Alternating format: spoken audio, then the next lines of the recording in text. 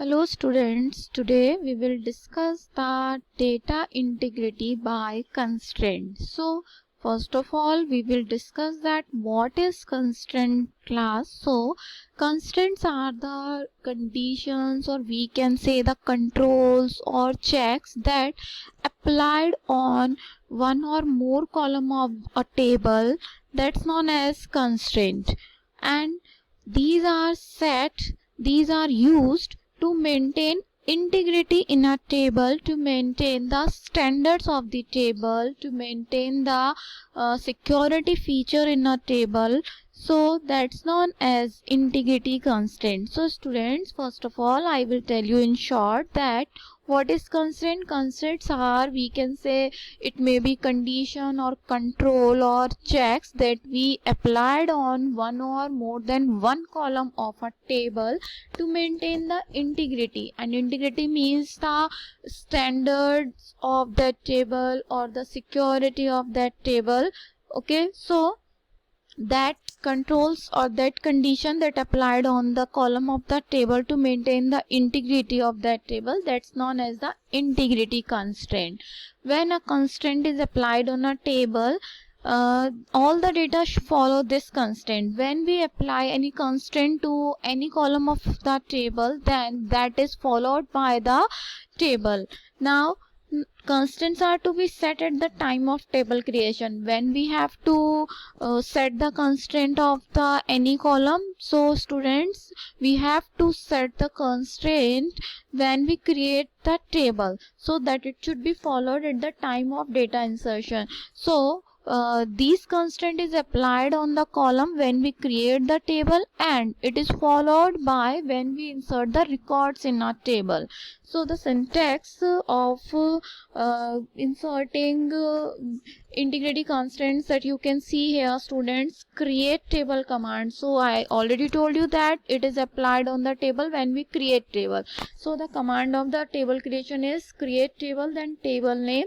After that you write column name, then after data type, then size of that column. So after the full definition of the column, means column name, data type and size, we will mention the column constraint, which column constraint you want to apply on this column. Okay, so in the same manner, on which how many column you want to apply the condition or control. So after the size of that column you have to apply the constraints. So how many constraints are available in SQL, that we will discuss in our next slide, student.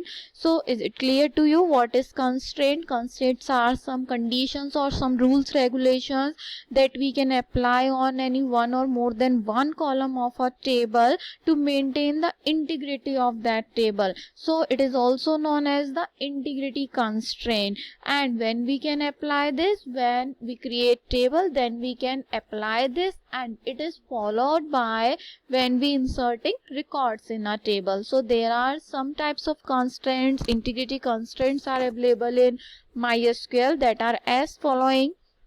Constraint maintains the integrity of a database. So some of the constraints are as following. First one is the unique constraint. So was the work of this constraint, was the role of this constraint, you can see here, student. This constraint ensure that all the data of the column should be unique. No repeated value is allowed.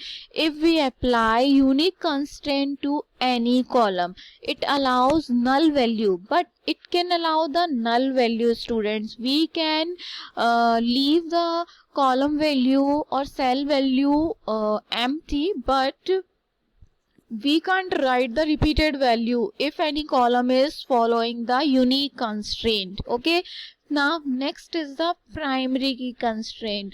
This constraint is used to uniquely identify the data, but it doesn't accept null values. So class unique and primary key constraint are same in the concept that both can enter only the unique value in the specific column if we apply the unique constraint or if we apply the primary constraint on any column.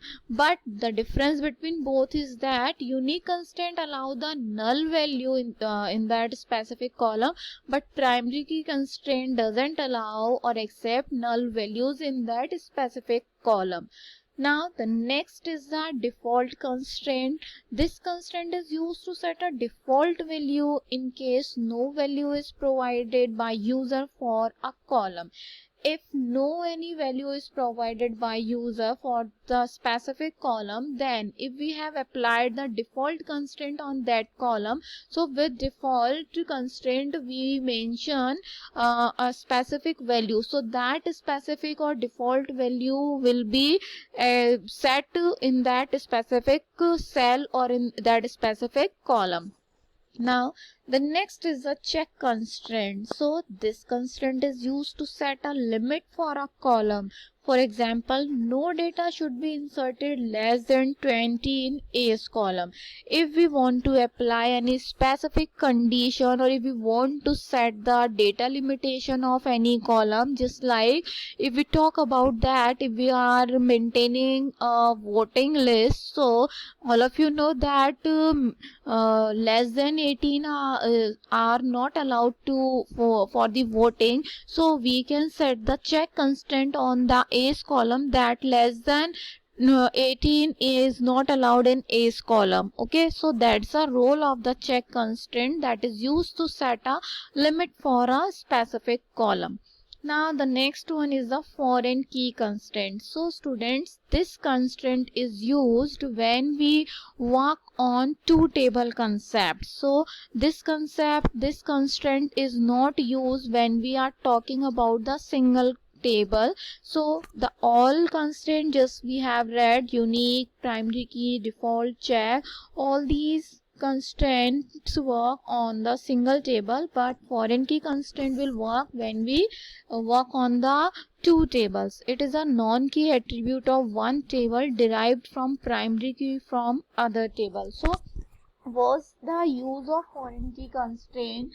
So students, if we talk about the foreign key constraint, so there is two table, okay, and the same common column in both table plays the role. Okay, so the same column will play the role of in one table, that's known as the primary key of the first table, and that same column is play the role of the foreign key in the another table. So the same column that play the role of primary key of first table, that same primary key column will play the role of foreign key column in the next table. Okay, so we will explain it when we will do the practical work for that. Now after that you can see here the example how we can apply the integrity constraint on a table.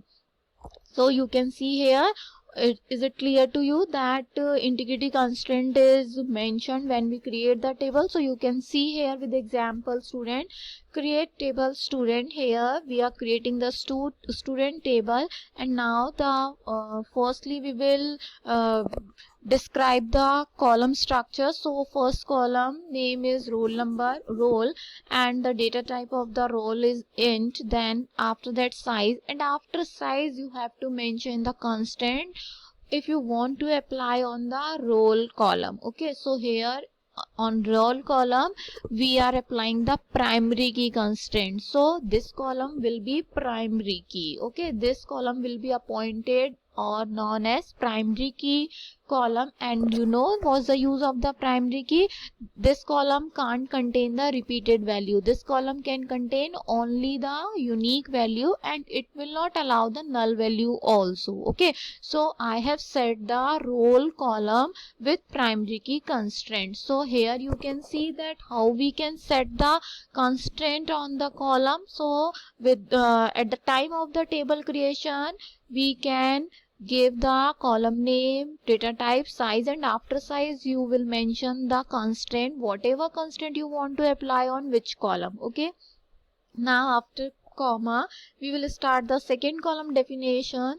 The name of the second column is name, then the data type is char, and the size is 20. And the constant that we are using here, not null, it means no one can leave the name column empty. Okay, so not null means no one can leave the name column empty, but repeated value can be accepted, because the primary key will play the both role, that it will allow only the unique value and it will not allow the not null. And not null contain only one feature, that it will not allow to leave the column blank or empty. Okay, now after comma we will start the third column definition, that's the age, data type int, size is 2. Now the check constraint is here used, and what check we want to apply on which column, age column, that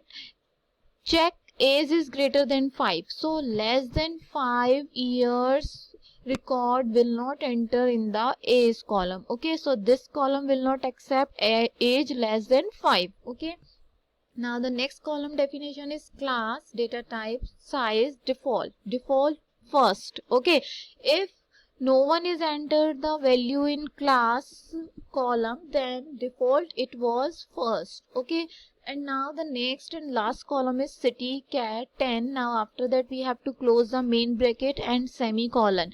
Okay students, these are the way how which we can apply the constant on specific column. Okay, so now after that, when you will press the enter key, and when after table creation we will insert the records, then these constraints that you have applied on which column, that is followed in the inserting records in a table. Okay, so now if this is the way how we can apply the integrity constraints on the columns. Now after that, table level constraint. So students, the constant that is applied on the specific column, that's known as the column level constraints, and the constraints that we can apply directly on the table, that will known as the table level constraint. So you can see here, create table student.